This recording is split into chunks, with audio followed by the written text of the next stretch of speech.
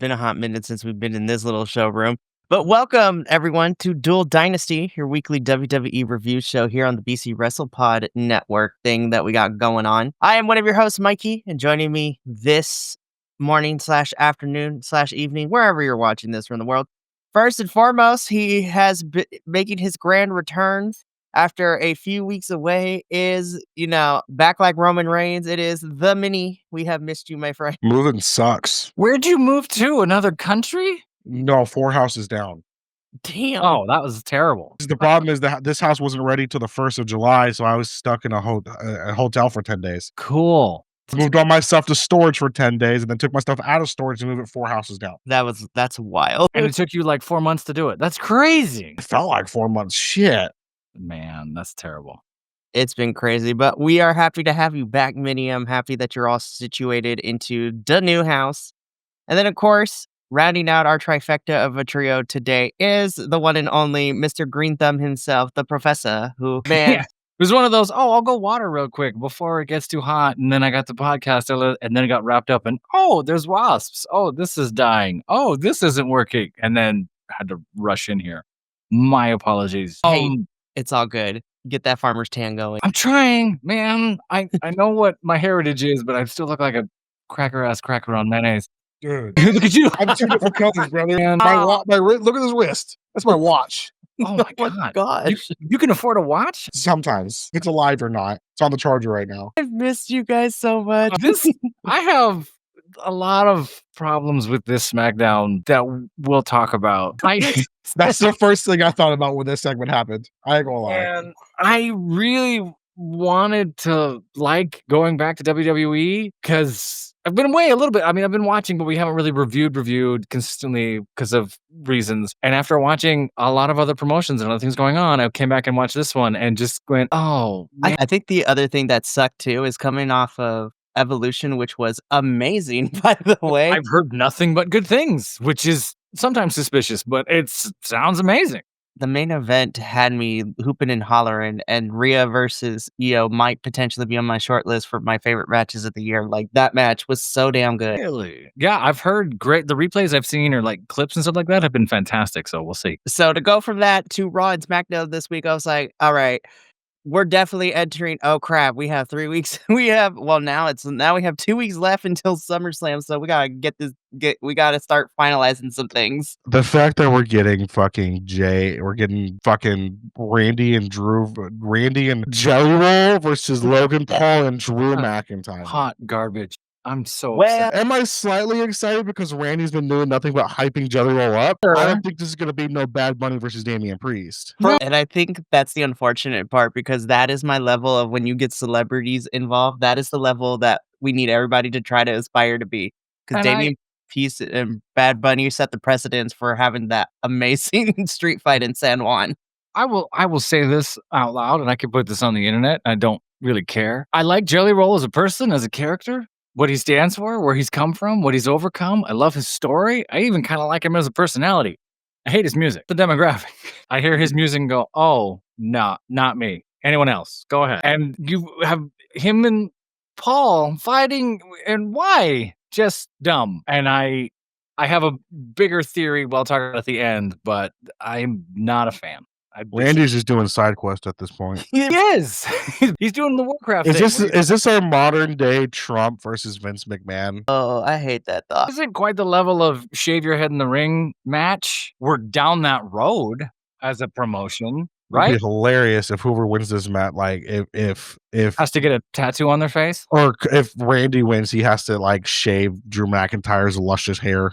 Oh, that'd be a travesty. His hair. But yeah, I mean, we didn't really get a chance to when that all went down, but these are our thoughts about it. I was just like, all right, well, we'll talk about it. I don't want to go full meta on it yet, but we'll talk a little bit. But it's just so, what happened?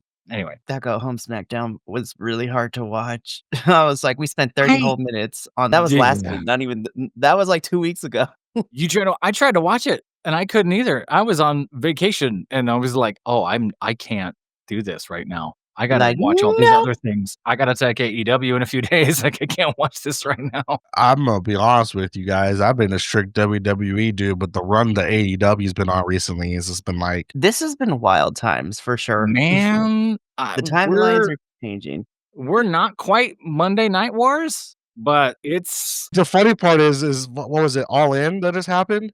8 yeah. hours long to contend with with all the WWE things that happen back to back to back. Kinda. They've overbooked that for years. Mikey and I talked about it. That thing's always been 3, 4, or 5 hours. What's one more hour just to throw it in there? And then WWE had to scramble and change Evolution and change everything else. I'm so glad they didn't throw Evolution on Saturday. I'm not gonna front you guys. that I'm would've not- been- But Evolution, I haven't watched it, but like the fact that it was so damn good, but they didn't booked it worth shit. That's what bothered me about the whole thing too. And Kilt and I talked about it during the watch along afterwards. And Kilt expressed that on the review on Monday with Adolfo while I was gone for the week.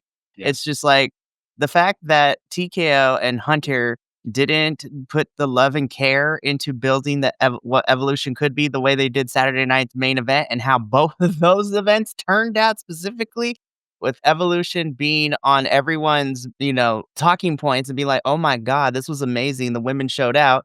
And then the only real things that came out of Saturday night's main event is, oh my God, Seth Rollins is actually hurt out here. And Goldberg, yeah. Goldberg got his way- retirement speech cut. My son just handed me a Goldberg toy because I guess I have one.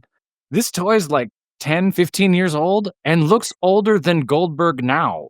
Right.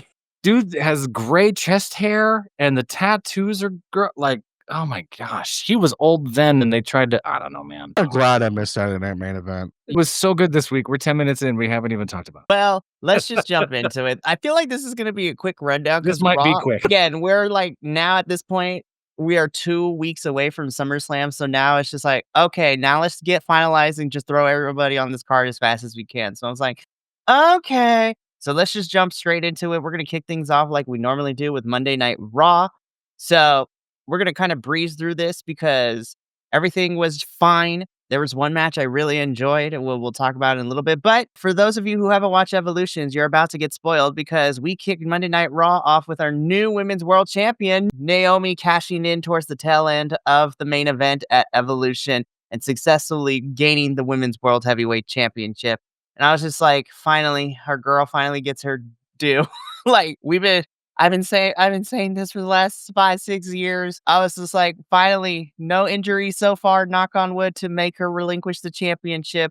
No bad booking of minority. Well, I can't say that because Hunter is still not going to be beating the anti-black agenda of booking them poorly. We'll talk about that too. Yeah, Naomi kicks things off. The crowd is behind her. Inside, she is loving this, but she gotta still be the heel persona, calling out the fans, saying that you weren't feeling this, you weren't giving this same energy when it was Feel the Glow, but now it's Proceed with Caution. Y'all want to be on here. Okay. But she puts the Raw Women's Division on notice, which then prompts first Mommy, Rhea Ripley, to come out and interrupt, saying that she wants another chance at that title because Naomi took that moment away from her. And then both of them are interrupted by Io, who says that, she wants a rematch and you have to respect all the women here. And Naomi's like, no, I don't. I'm champion. I'm going to do whatever I want. I cashed it in. Y'all are mad.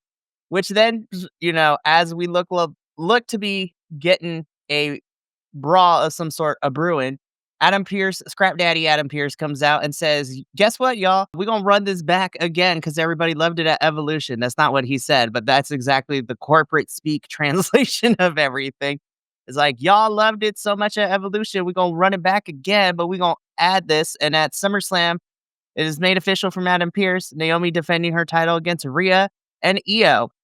And I'm just sitting here and I'm just like, once again, Hunter, you're not beating the anti-black allegations. This is literally WrestleMania. Just you take out Bianca Belair for Naomi, which I'm not mad at, but still, I was just like, okay. Yeah, they're just running it back to a degree, which is fine. I mean, it makes sense. Like that storyline, Sure. this is where you go.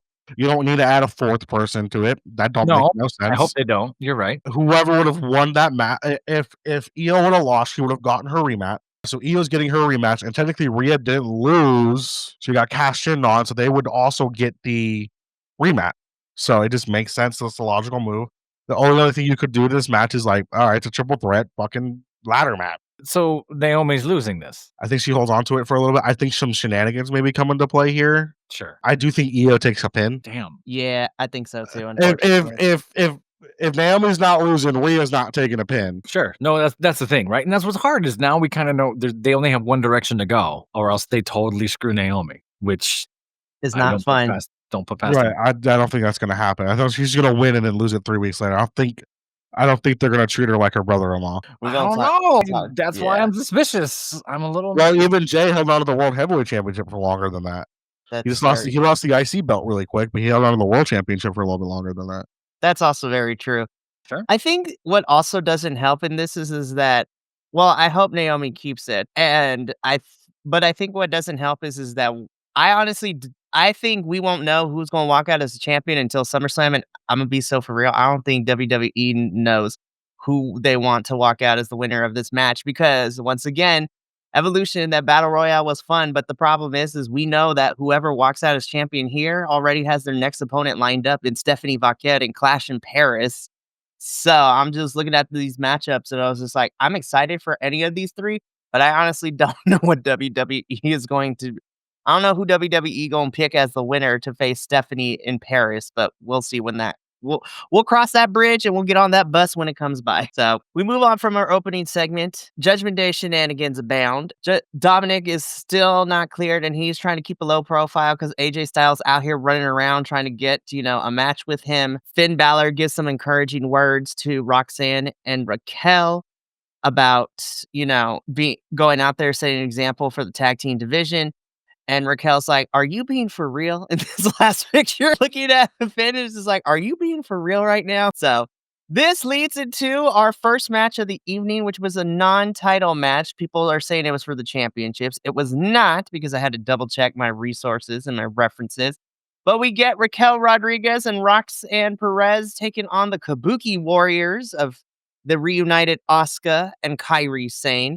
This was a fun match, of course. We knew that Kabuki Warriors were going to lose because I still thought this was a fun match. And, Raquel and Roxanne are slowly building up a friendship. So, yeah.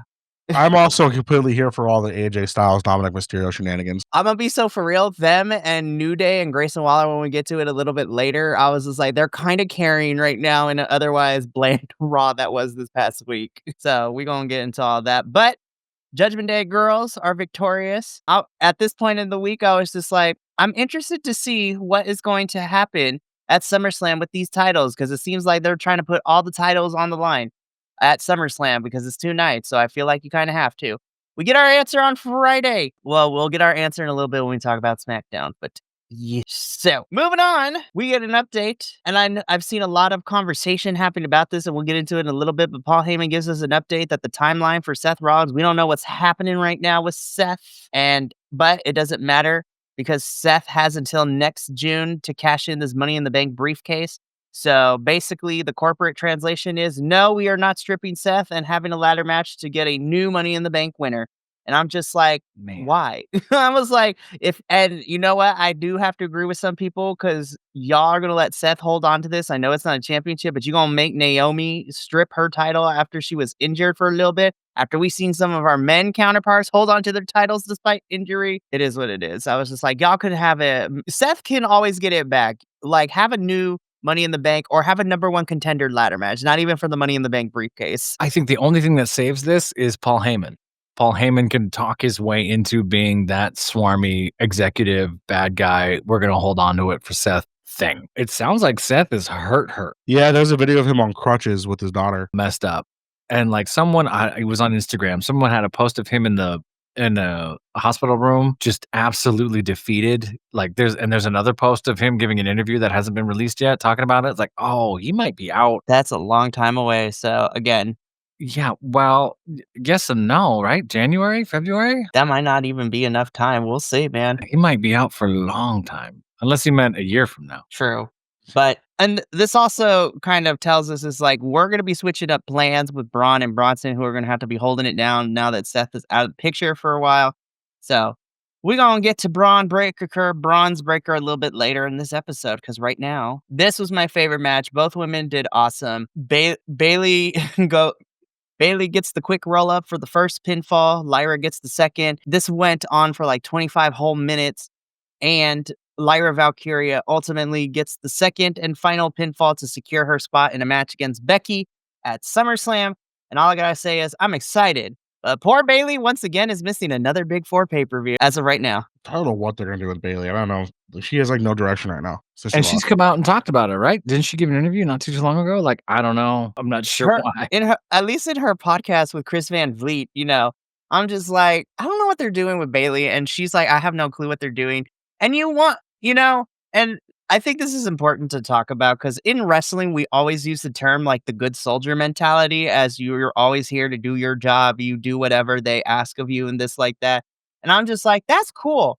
But I also feel like if you go and do the good soldier mentality, I feel like you need to reward your good soldiers in the company. And they don't. They're not. Bayley has done everything. And I mean, I like Bayley, so I have a little bit of a bias, but like she's not afraid to put over anyone. She's not selfish when she wrestles. She does everything that's asked of her. And somehow they always they're not giving Bayley a chance or an opportunity. And I'm just like, why, you guys? And when they do, it's like super short lived. It's so stupid. And don't get me wrong. I love Lyra with all my little heart, but I feel like Lyra she has more time in this company to kind of get to a level of, oh my gosh, she is going to be amazing and things like that. Not to say that Bayley's going to be done with wrestling like in a year about it, but like we are in the middle of this chapter. Bayley has been here long enough. We need to give her more than what she's being given. Like she needs to be treated like a four horsewoman that she is. I was like, it's a running meme and a running gag that Bayley is the four horsewoman that's always left behind because Mercedes out here collecting belts like the Infinity Gauntlet around the world. Becky is out here getting big push like since her return not too long ago after being a mother for 2 years. We have Charlotte Flair, who I'm enjoying with Alexa Bliss, and I'm kind of laughed when she said what she said in her promo backstage with Alexa Bliss. But I'm like, why is Bayley always left off the card? I don't understand, you guys. It's the point now where we're talking about it out of context. Like, why? It doesn't make any sense. We know it can be crowded sometimes, but you're right. The whole soldier mentality thing that you're speaking to is something I was going to say. So I'm glad you said that. It's odd. And that's, I not to invoke previous eras, but those folks who went in day out and just never got rewarded. And you could go down the whole list. And sadly, Bayley's fallen into that the last year and a half, 2 years or so. Like, what's going on? They got rid of and then kind of let her tread water. Anyway. Hop up the car. I can't. Go. Oh, what's happening? I don't know what's happening, you guys. But no, again, I really enjoyed this match. This was my favorite match of Raw this past week. But I want to see more for Bayley. I think Becky versus Lyra is going to be a lot of fun. But we haven't had a chance to breathe for me to want to appreciate this even more because we just saw these two go at it we got to see it at Money in the Bank back in June. We just saw a triple threat at Evolution, and now here we are. So I'm just like, all right, well, this still should be fun, but we'll see what happens. Shout out to new friend. Hey, Marion. How you doing? Welcome. We're just talking about Monday Night Raw right now. So let's get into what happened next in the show, at least what I want to cover. And again, we get the official graphic, Becky versus Lyra. Should be fun. Poor Bayley. That should be fantastic, though. I'm glad we're running it back. Yeah. So, man, poor Bayley. Stephanie McCarron, she comments on winning. Look at her face. She's just like, I have to be here for this. This is crazy. But she's so annoyed with Chelsea, and I'm kind of here with it. But Stephanie talks about winning the Evolution of Battle Royale, getting a guaranteed championship match at Clash in Paris. But then she's interrupted by Chelsea in the Secret Harvest, where Chelsea basically calls Stephanie a loser in Spanish. I was like, you go do it, lingo, you get it. And then, of course, should we end this backstage segment with Chelsea, quoting what was about to happen next, telling Stephanie she can look, but she can't touch us. Which, shout out to production, because then we segue into Nikki Bella's theme song playing, which was very kind of great. I was just like, I see what you did there, production. That was fun. But, I mean, we do get into this match, Nikki Bella versus Chelsea Green. I'm not going to lie, you guys. This was kind of rough. I'm not going to sugarcoat it. This was rough. Chelsea did great trying to make Nikki look great. But you could tell it's been a while since Nikki has been in this ring. Why is Nikki back in the ring? Saudi was like, I want to see her again. Was it? Well, Breen's getting ready to make a comeback too. And I think the plan was going to be potentially if they could get Brie to come back to wrestling, get for a one-off the Bellas versus the Judgment Day girls with Liv and Raquel taking on the Bellas.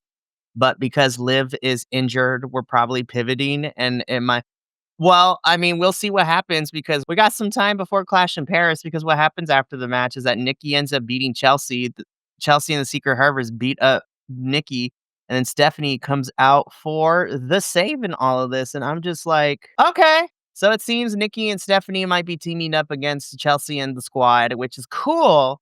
I just feel like we could have found somebody else that wasn't Nikki to do this, but it is what it is. It just feels like there's someone above everyone pulling these strings and pulling wrestlers that they used to like 20 years ago. And I really want to see them. I'm paying for it.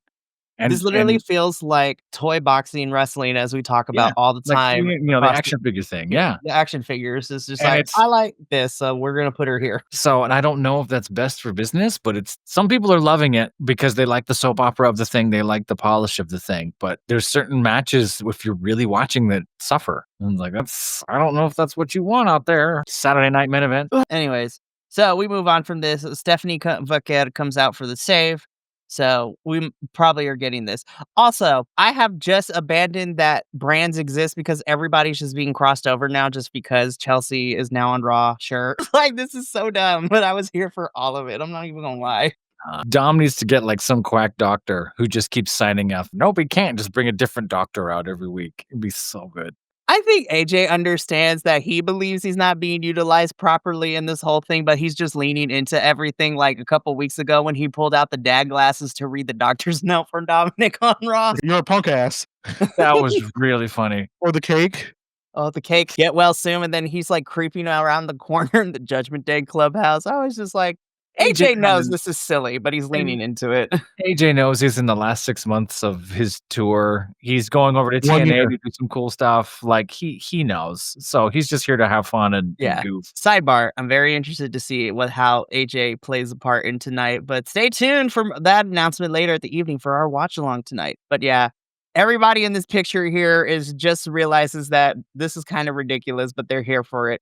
I'm kind of digging this new all black look for the New Day. I'm not going front. All black, everything, make them look drippy. Love them. We get a promo from Gunther, who tried to convince us that it was an amazing thing to wrestle Goldberg, and it was even better to retire him. That second half, I believe. But Gunther, we know in the back of our minds, you did not want to do this, but again, you did it anyways. I didn't watch it. I refuse to watch it. Is it worth watching? No. Damn. I will say it's kind of crazy that at Saturday night's main event of all things, clocking in at like 14 and a half minutes is the second longest Goldberg match in his whole entire wrestling career, which is wild. Serious? Yeah, they went for 14 whole minutes. It was crazy. I saw that there's a photo of the Chop Goldberg no selling that's just destroying his chest and Goldberg just stoned face. Like, come on. Lean into it, damn it. But that's besides the point. Alrighty. But then he gets interrupted by Braun Breaker, of all people, telling him that he's going to eventually come out of that title, which is setting up our main event in this gauntlet match. And Gunther's just like, okay, if you win, cool. If you don't, that's on you. But it doesn't matter who wins because I'm going to destroy whoever walks out winner tonight at SummerSlam. I was like, damn straight. Though I don't think that's going to happen. But we'll talk about it right now because we'll go backstage really quick before our main event. We are getting a rematch between Mr. Russo and Sheamus. And I was just like, round 2, let's go. This is something that I care about because their first encounter was great. Now I want them to up the ante. Give me a Donnybrook match to be the rubber match between the two of these guys. Just kill each other, man. Just kill each other. That's all we need. European style, just beat the fuck out of each other. Yes. But main event time. We get a number 1 contenders gauntlet match. These are the 5 people involved in this. We got Penta, Braun Breaker, LA Knight, Juicy Uzi himself, Jey Uso, and CM Punk. As soon as I saw these 5, I was just like, oh, for sure Punk's going to win. And the way that this match went is exactly how I went. So we started with Penta versus Braun. This did not last even 6 minutes. Braun ends up beating Penta. That went about a little bit longer. LA Knight looked great. I wish they stopped playing in Mr. Knight's face with all this stuff, but it is what it is. Braun beats LA. Braun beats Jay in quick fashion, too. It didn't even get into double digits of match wrestling, which was kind of crazy. And then Braun, running through the gauntlet, defeating 3 out of the 4 other people in this match, finally loses to CM Punk, who comes out last. Punk is going on, punches his ticket, and we are on our way to SummerSlam with Gunther versus CM Punk. I knew he was going to win, but you couldn't have spiced it up a little bit. Like, you had to have Braun Breaker run through everybody just for him to lose because of shenanigans and distraction. I'm like, what is this? Yeah, LA Knight and Penta continue to get buried a little bit. Stop playing in their faces. Yeah, just crushing them. And I don't know what they're doing to LA Knight or why. It seems like they gave him a little bit of hope, and then the first 6 months of this year, they've kind of dropped it. So I don't know. I'm just like, LA Knight, we love you, man. I wish they stopped playing in your face like unless that. Unless they make him win the Royal Rumble. They better at this point. But we've been saying this for 3 years. I was just like, he should have had at least this year, but whatever. Would have been perfect, but it is what it is. After, though, we get a bit of a beatdown because, the whole entire Paul Heyman squad beats up CM Punk. Jey Uso tries to even the odds, but they're too much for it. And then we get the return of the tribal chief, Roman Reigns, for like the 18th time. And I was just like, yeah, I knew he was coming back for SummerSlam. And it seems that we are pivoting because now it's going to be it's probably going to be Roman and Jey versus the Paul Heyman squad at SummerSlam in some capacity. Crowd lost their absolute mind with the return of Roman Reigns. Roman and Jey shook hands. They gonna be on the same side, which is nice in this whole thing. I was just like, I don't mind this. Apparently, Roman's booked to be on every episode of Raw till the 2 episodes we're gonna get. Yeah, which I was just like, I'm here for that, Roman. You get my full support, my friend. But yeah, with Roman and Jey kind of shaking it down, Roman staring at Punk, and that is how Raw goes off the air this week. So overall, a pretty decent Raw. There was not a lot of filler, or at least the ones I didn't include. So gonna be interesting to see what the next 2 weeks of WWE looks like as we head into the, hot WrestleMania, as many has put it, for Raw. All right, kids. Now, let's get into this. Now we got to talk about the Smacketh of Downs, because SmackDown was interesting, to say the least. I did it for The Rock. Exactly. Literally, you could summarize SmackDown as that. Is like, I did it for The Rock. Why are you running? Basically. Well, before you start, Professor, because I'm gonna have you open this up. I want your honest opinion on this picture right here, because we had a car accident to kick off SmackDown this week. That's what I talked about. I did it for The Rock.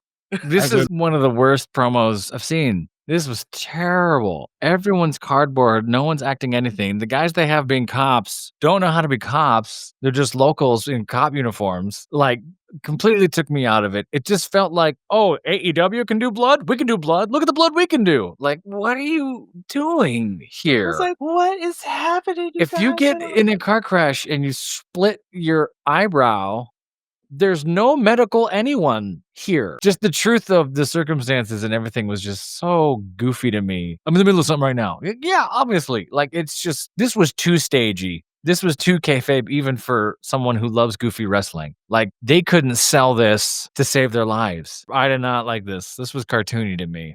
And I love that stuff, but they took it. It was like kids show level cartoony. Yeah, it was like, this isn't working. And you can tell by the cop who's jacked. Cops aren't jacked. Look at him. Like, he's filling out this whole uniform. Like, no, that's not. And they all have different badges. God, come on. It's hard to watch. I gotta highlight this in the chat real quick. It's like, homie was like, man, forget the car crash. Hey, you got my contract. Exactly right. Hey, I know there's an investigation, but like picking up the caution tape. Like, by the way, we gotta do a signing soon, right? Like, and what's disappointing is they've done so much better with these.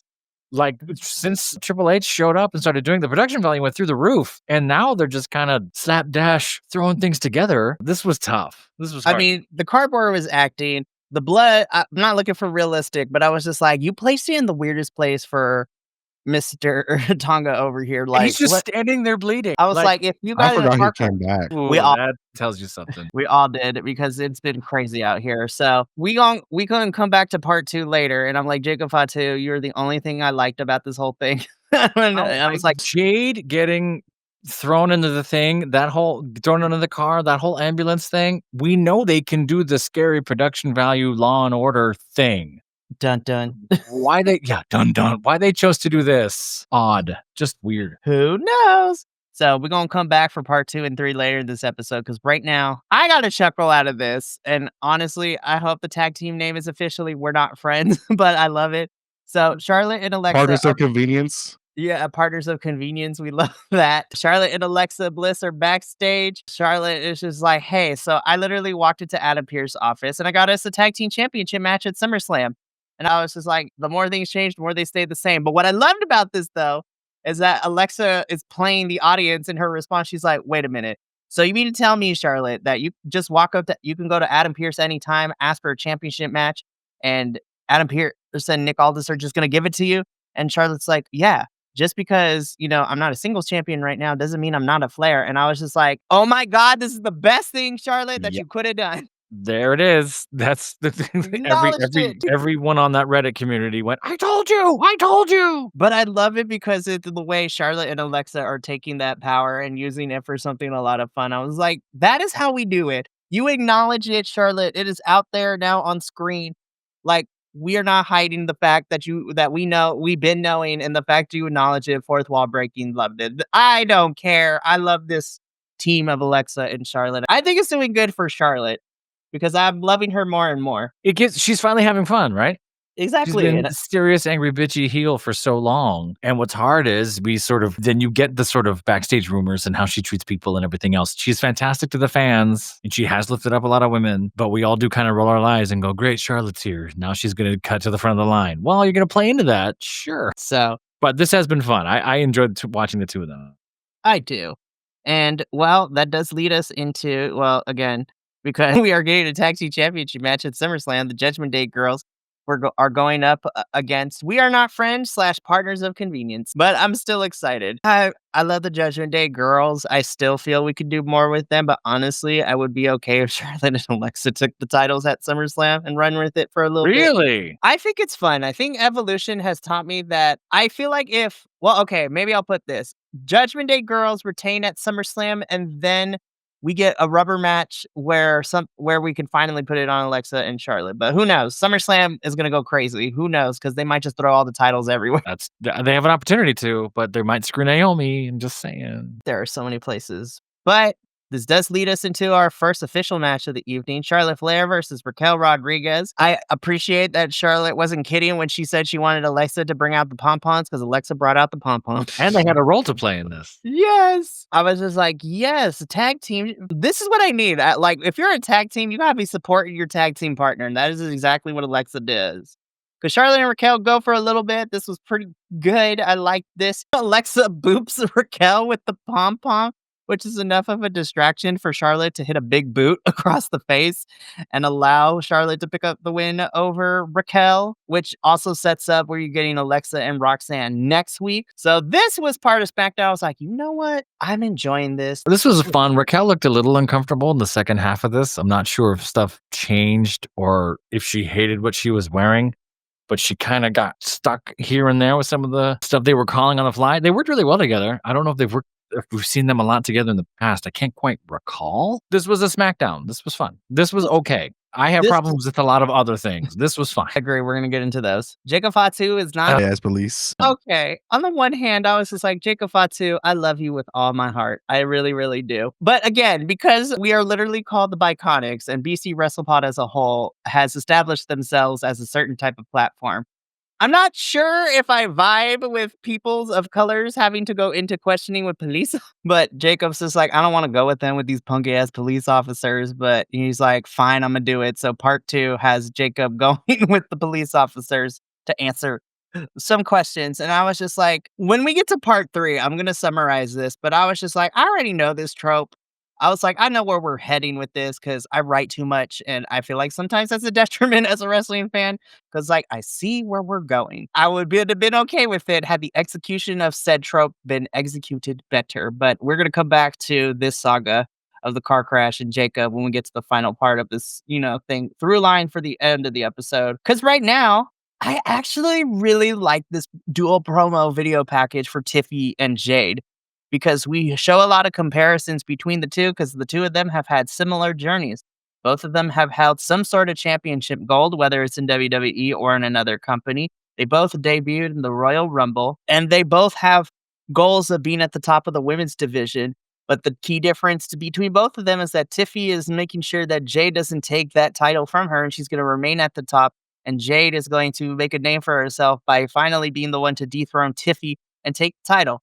I really enjoyed these dual promos from these two. Also, the lighting makes it very good because we have cool yellow tones for Tiffy and cool blue tones for Jade. And I was just like, colorology will work at its finest. Like it was like not one's evil, not one's the good guy, not one's strictly the bad guy, but both of them are good guys. And using cool colors illustrates that fact according to color theory and things like that. Yes, my art is great. Someone to film class, like someone paid attention to this stuff. I'm not disagreeing with you. I don't think I think they're doing a disservice to Jade, making her read off cue cards. They're killing her, because if this had been all narration, like I'm going to narrate my story to you and what I've been doing, I think Jade could have come out of this a little better. And there's a few moments in here where they kind of let her go off script and she kind of says things that are truthful in what she's feeling. You see a little bit of her coming out of that shell.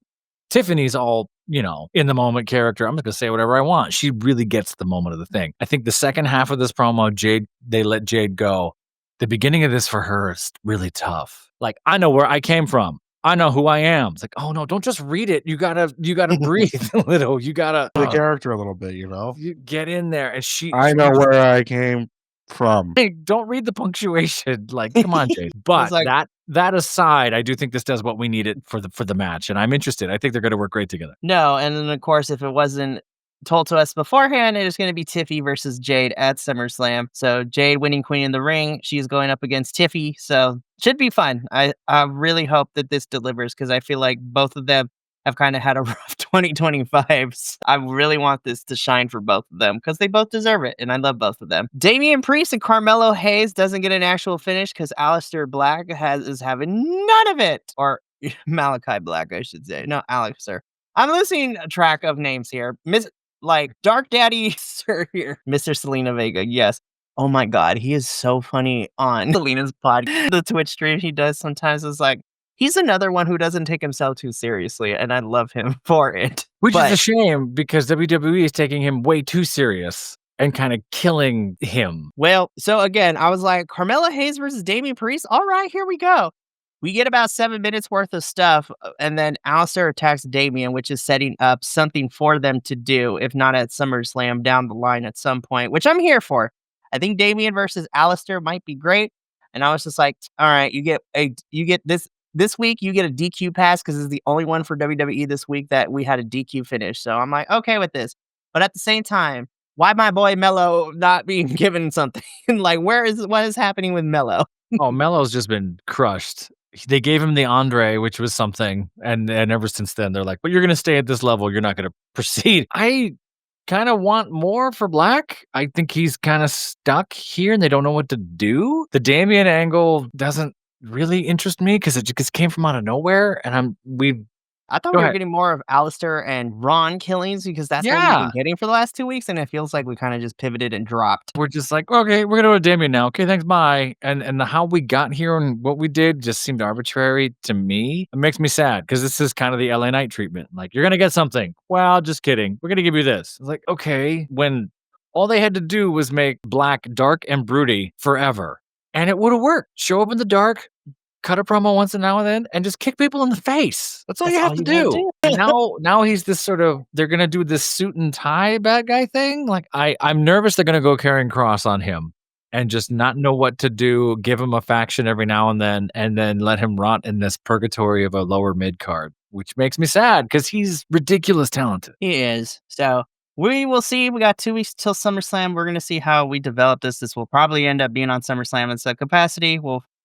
We'll cross that bridge if we ever get there. So the Wyatt Six are new. Well, of course, we didn't discuss SmackDown last week, but the Wyatt Six are now our SmackDown, our World Tag Team Championships, our WWE Tag Team Champs. I have a theory about this, so I'm going to talk about it in a little bit. But basically, they talk about in this promo that no other tag team is going to be able to take the titles from them because everybody is too blinded by their own selfish desire and, goes through everything. They mentioned to list all of the teams, whether it be their own egos, their lust for gold and some other things that, they're here to send a message and they're here to test the tag teams. And that goes into my theory. I'm just like, I don't trust WWE to be this smart when it comes to these kinds of meta things. But what I would like to see is that the Wyatts challenge all the SmackDown tag teams, put them to the test to see who truly has a bond like an actual tag team, or who's going to fall apart underneath the pressure because their selfishness comes into fruition. I was like, I'm here for this meta narrative.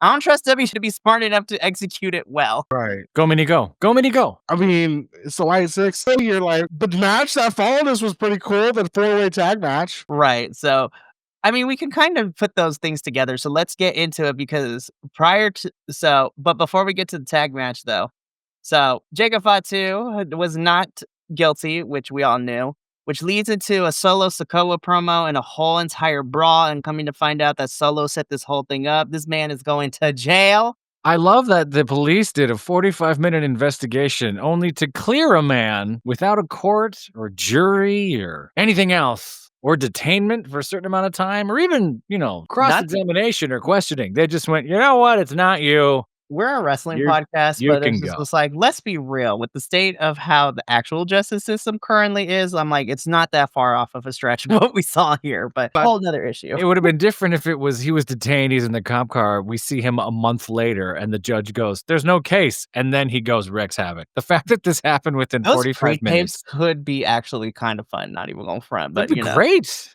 But we have 2 weeks until SummerSlam, so we got to speed it up. This was dumb. And then it didn't work for me the whole time. Maybe it's just my distrust of police, but like, that's not what would happen, especially if you look like Fatu. And Fatu's from Sacramento, so he knows. Like, this is not how that's going to work. Oof. But anyway, it hits all too real, but it is very true. But again, Solo's getting arrested for framing this, but prior to all this, Jimmy's out here to help Jacob, which we already kind of knew. And then Nick Aldis tells us that at SummerSlam, Solo will be defending the U.S. title against Jacob Fatu, but it's going to be in a steel cage match. So I'm just like, we just backed ourselves into the corner with this one because somebody is walking out here not being booked the best. It was like, you can't have, to me, now that you give Solo this title, there's no way you're going to have him give it back to Jacob in this match.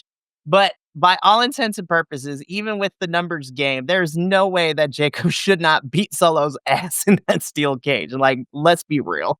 I think they're gonna screw Solo here. They're gonna make him a transitional as well. We're gonna see a huge pivot at SummerSlam. That's what it just feels like. And I know my picks are bad. Say what? Rikishi comes back.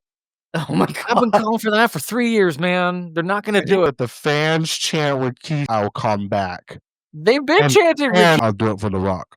Oh my God. So, am I excited for this match in a steel cage? Yes, because I'm a sicko who likes watching steel cage matches. And I think anytime I get to see Jacob do his magic is going to be amazing. But I was just like, WWE, once again, you backing yourselves in corners with, your story writing. And I put that in air quotes because it's thinly veiled. But I digress. So, this was a fine match. Stephanie versus, Alba Fire. First of all, I was like, why is Stephanie here? She's on Raw. And I was like, well, never mind. That doesn't matter because if Chelsea can go to Raw, we can just be throwing superstars around any brand at this point. So this was a fine match. I like Alba, but we already knew she wasn't going to beat Stephanie because Stephanie is the hot commodity right now in WWE in the women's division in terms of our international stars. So I don't really want to talk about the match, but I do want to bring up something. I was like, I love me some Stephanie. I really, really do. But SmackDown, I have a question for you. Where the hell is Julia? She is literally your new Women's United States champion. Why has she not been on SmackDown in person, in a in-person backstage segment in like 2.5 weeks since winning that title? Like, where is Julia? That's a good point. I kind of forgot about that, which is sad that I forgot about that. So I was just like, what happened, y'all? Like, why are we not showcasing Julia? Like, Julia, Carmelo Hayes, like SmackDown has a lot of people and we're just not putting on TV. I don't get it. Is she hurt? No, that's the thing, because Julia competed in the Battle Royale Evolution, which is another thing too. I was like, why are champions competing in this thing? Like, that makes no damn sense to me, but it is what it is at this point. But Stephanie picks up the win. I already knew what we were getting into this, continuing the feud with Chelsea and Piper and Stephanie and all of them. So we move on. So the Profits are looking to get their titles back. I was like, damn straight, run that back again, because Wyatt 6 versus Profits was a pretty good match. And I was like, versus the Profits is a banger. Just like, I'm here. SmackDown Tag Division is what Raw needs, because Raw is struggling, right? Raw has been struggling. But the Profits want to run it back with the Wyatts to get the titles back. And again, I love this pairing of the Street Profits and B-Fab. I was just like, black excellence at its finest. And then here comes, the squad of DIY and Candice LeRae just being absolutely obnoxious towards them, telling them that Hey, Triple H is finally getting his beard back. Fab almost fading Candice LeRae. I was like, ooh, oh my you goodness. know Fab about that live. She's like, next time is on site. And I was like, girl fight. Someone gonna die. I do feel like they're hinting at the Street Profits splitting, which makes me sad. And we talked about that for a long time. And then we talked ourselves into it now a bit back when we started this podcast. And I think they're amazing together. Who knows what they could be apart? We've seen that happen with other tag teams, which I won't get into. I don't know. It makes me nervous. They get lost in the shuffle if they're separate. And that's how I feel like what happened. I agree. I absolutely agree. So I do hope they keep them together forever, but we'll see. And if they are going to break them up, please, WWE, please don't make it like some bloody affair. It's like, just let them split amicably, go do singles things for a little bit, and then bring them back together in like a year or two. Like, let them be single stars for a little bit. Yeah. And while leaving the door open for them to come back as a team. It's a different podcast to talk about, Jimmy and Jay and other promotions splitting up tag teams and how they've not worked so well the last 2-3 years. So I really hope they keep them together. Yeah. So DIY finishes this little segment out saying that now they're going to have to win this number one contenders match to get the job done in order to bring prestige back to the SmackDown tag team. So I was like, but y'all didn't want to fight the Y. Okay, never mind. Speaking of which, spoiler alert, DIY does not get the job done. But this match, there were some parts to it. I felt like there was a little bit of some miscues, but other than that, this was a pretty fun match. Number one contendership, we have DIY, Fraxium, the Motor City Machine Guns, and the hottest new thing for the tag team division in SmackDown, because it's worked over so well with the crowd, is Andrade Fenix. Which is a beautiful surprise. I'm so happy. Which is very, very nice. Which, again, spoiler alert, to nobody's surprise. Well, I was pleasantly surprised that Andrade and Rey Fenix win, so they get a match next week on SmackDown versus the Wyatt Six. I think that's the right call. They need something to do for Andrade because he's been sort of stuck in that "what are you doing with me? Why am I here?" place. Fenix is amazing, and if you're not going to put him with Penta, you might as well put him with another amazing performer, Lucha, like Andrade. I think they need a name. Like, I think they're almost at that point where it's like, you guys could run this for a long time. What are you? And it's working. Their cues are beautiful. They catch each other's moves. They're Step Bros. Yeah, not the Stunt Brothers. Their tandem stuff is really clean and just fun. It's a great combination. I don't know if I love Fenix's onesie. I was a little like, you look like an oven mitt. But other than that, I'm really happy for them. I hope they don't bury him. I hope they let this run for a while. I hope so, too. So next week, they're going up against the Wyatts, so that should be a pretty fun match. We get into what closes SmackDown this week, though, where we get John Cena and Cody Rhodes face-to-face. Cody Rhodes is here to sign the contract for the SummerSlam match. John Cena comes out. John Cena and just like, I wish he did that. I wish he threw wire with that clampy thing on it and got him right in the back. Brutality. Watching Cody go from the top rope through the table, I was like, I forget that I'm not used to seeing Cody fly like this. Yeah, he doesn't fly. It seems like he's turning into angry heel Cody. Well, I mean, he does that with the table. He makes John Cena sign it. We come to find out the match at SummerSlam is going to be a street fight of all things. So that's very interesting. Which I didn't know if someone holds your hand, it's a legally binding signature. I had no idea I had no idea that you could be knocked out with video evidence that you were not conscious and didn't know what you were signing. And then it's law binding. Like, that's a thing. I know we have to suspend our disbelief because it's wrestling, and I'm also thinking, but wrestling justice system is such a weird thing. If Randy Orton could get away scot-free with burning a whole man's house down, same thing. Well, wrestling, I was just like Randy Orton burning down the Wyatt's house. We had Swerve, Bean, and Ian. The Rock throw Steve off a bridge and murder him on Raw back in 1999. We had Hangman burning Swerve's house. Like, wrestling crimes is crazy. And I feel like as a podcast idea, we should like bring these to court and be like, get a lawyer to be like, hey, so what's the crime that's committed here and what would happen? That's actually a fantastic segment, Mikey. We got to get a lawyer friend. If you know any lawyers out there.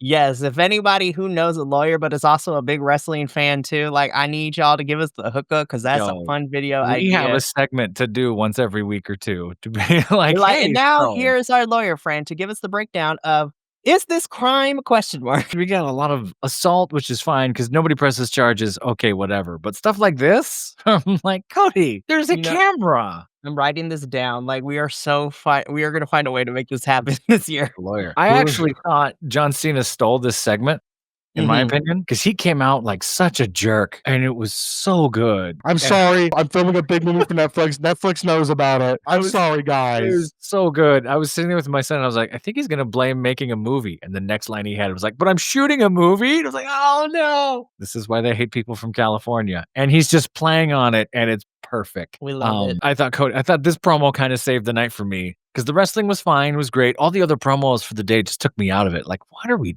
doing here? Yeah, the 3-act structure, what we had with the MFTs and Jacob and Jimmy, I was like, we only needed one. We didn't need all that. Like, we went from 3 to 2 to cut a lot of this out, and then we started plugging it back in. I don't know. But I would not be surprised if Cena's just like, I was knocked out. I did not sign this. Like, so I hope he plays this it is up. not a law-abiding contract. I am the got GOAT. to. I can shut this down. That would be the funniest thing if he turns around and it's in a courtroom and is like, no, I didn't sign this. I'm not going to go. He obviously I love didn't. Wrestler's Court. Insert Undertaker's theme. There's got to be some. I know Kane. Well, Undertaker was like the judge for Wrestler's Court.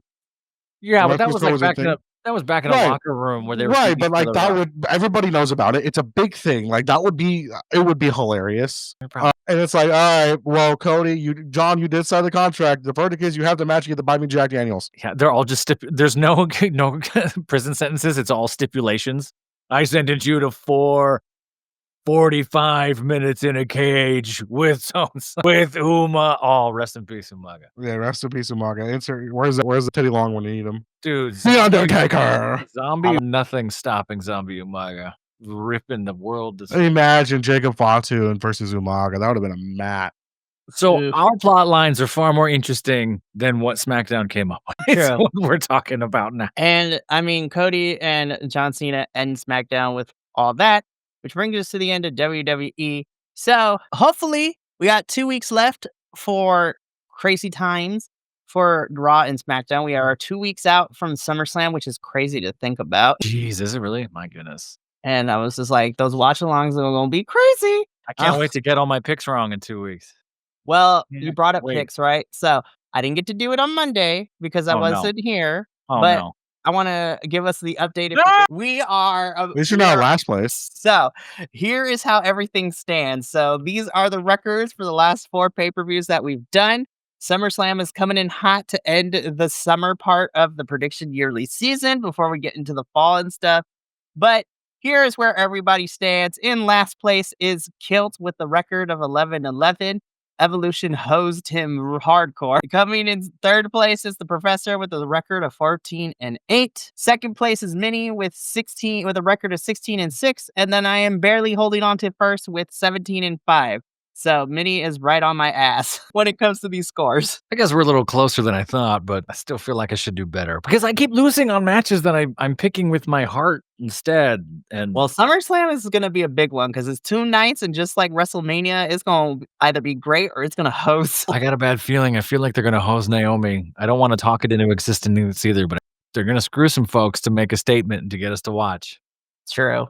So that is the updated predictions league. So SummerSlam is going to be in 2 weeks. So we'll see what it looks like going into the fall the part of the prediction season is going to look like for the WWE crew. But before we sign off for the evening, let me give you a preview of what's to come for the rest of this week. So tonight is we've been building weeks to it, but we are finally here. Tonight is our live watch along for TNA's Slammiversary. There is a lot of stakes and implications for how TNA is going to proceed for the remainder of 2025. We have the return of AJ Styles coming in. You know, we got on the countdown show, we get a Team TNA versus Team Fourth Rope. So like our TNA stars, our international champion, Steve Macklin, teaming up with Mance Warner and Jake Something, taking on Team Fourth Rope, which is crazy because it is literally the team of Josh Bishop, Enzo, as in Enzo Amore from Big Cass and Enzo. Yes, we're going by Real One. But the Can't one believe that that I'm dude is still mostly excited wrestling. about it is TNA somehow being able to be like, oh, we're in New York. Let's get fourth row people involved. So Josh Bishop, Real One, and Zilla Fatu will be in this piece. So this is going to be nuts. So I'm excited about that. Watch along starts at 5 p.m. Pacific, 8 p.m. Eastern tonight. Ooh, howdy. It's going to be crazy. But we also got another plethora of other things coming up this week because after our watch along tonight, then here's what the rest of the schedule looks like. On Tuesday, we have our All Elite review where we will be reviewing this past week's Dynamite and Collision. Where Dynamite did and that Collision. theater graphic come from? I haven't seen that. So these are all the logos of all our merchandise. If y'all go check out the merch that I also use for these graphics. So I That's worked. It only fantastic. took me an hour and a half to put all these together. So this was great. That's But super cute. I like that. yeah, so Tuesday is a review. So the first Dynamite and Collision post All in Texas, which was, had its up points and some questions that we're going to talk about this Tuesday. And it is going to be myself and the professor. JVL will not be here, but we get the return of our new friend, Benny. Benny is going to be here for the review on this upcoming Tuesday, subbing Benny in was for great. JVL. Benny And put up so- with us. He was able to throw it back at us. Benny was fun. So I'm excited to have him and actually get to work with him a lot sooner than I thought. Then on Wednesday, we have a double dose of reviews. First and foremost, we have our NXT Losos NXT review show where we will be reviewing NXT as we are now building into our next pay-per-view for NXT, which is Heatwave, coming up to us at the end of August. We are switching some places around, getting some new feuds established, so it should be a good time. But then later in the evening, we have our Los review for CMLL. So again, all these logos you can buy on our merch store because these are all the logos for our review team. So Adolfo and I and will be covering the CMLL goodness, which is a lot of fun. Then on Thursday, I will be taking the reins from JVL as he will still be out. And I don't know how I'm going to do it because this crew is going to give me some headaches, but in the fun way, where we will be reviewing the next installment of Mystery Wrestling. We will be reviewing Mystery Wrestling 17, which has been aptly named Evil Uno's birthday bash. So it's going to be crazy. Who knows who's going to show up in this review? Supposedly it's going to be me and Jesse, and supposedly we're going to have a special guest, the Cryptid, the Jersey Devil, popping in for some odd reason. So if you want to know how that turns out, y'all should tune in Thursday. And then, of course, to round out this week, leading into the weekend, on Friday, the Six-Sided Scholars are here to review TNA's Slammiversary. So the whole TNA crew will be here to review it. And then once again, we will be back next Sunday with Dual Dynasty to cover another week of Raw and SmackDown. I love having these graphics now. They're fun. I mean, we would have, back in the day, we had that rule where if it was less than a 3 out of 10 empanadas, we wouldn't even look at it. Or minis. That was the mini scale. Yeah, we were many scale back then. Yeah. This wasn't there. I was a little hard on it because I'm upset about the police stuff because that kind of took me out of it. But, we don't really do ratings and rankings anymore, but this one was fine.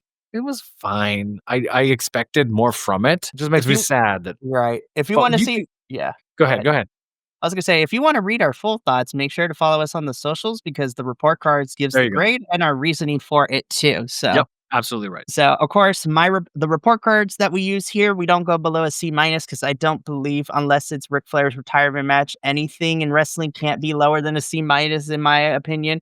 But C-. Hey, that was the greatest match of all time. What do you mean? Undertaker and Bret Hart's faces, they were ecstatic. Yeah, and Goldberg just did the second longest match of his career. Come on, that can't be below a C-.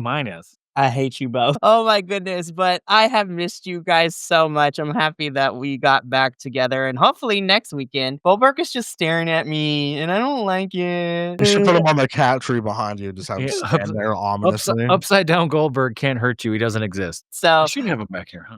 I'm excited. So I'm super happy that Minnie is back and we got the crew back again. Hopefully next Sunday, the whole entire squad will be together once again, but we will find out. The guy she tells you not to worry about. And on that note, that's going to be it for us here at Dual Dynasty. I will be back in a couple of hours, but I will be here and tagging in for the professor, and for Minnie will be JT, as well as the rest of our TNA co-hosts. And depending on the size of the room, I might be pulling in a certain GCW correspondent who leads us through our GCW stuff for the watch along for Slammiversary, because this card is stacked. I'm not even kidding. Really? I'm doing tonight. I might let you know. So we'll see. But from all of us here at BC Wrestle Pod, remember, take care of yourself, love one another, stay Bi-Conic, and more importantly than anything, you always deserve to finish your story. We will catch you later tonight for our Slammiversary review, but until then, this is Mikey El Jefe of BC Wrestle Pod signing out for the afternoon. And until then, peace. Thank you so much for tuning in to another Vibe Tribe production. What's gonna happen next time? Well, you're gonna have to tune in to find out. But until then, remember, take care of yourself, love one another, and as always, make sure that you keep the good times rolling. Thank you for being here, and we'll see you next time.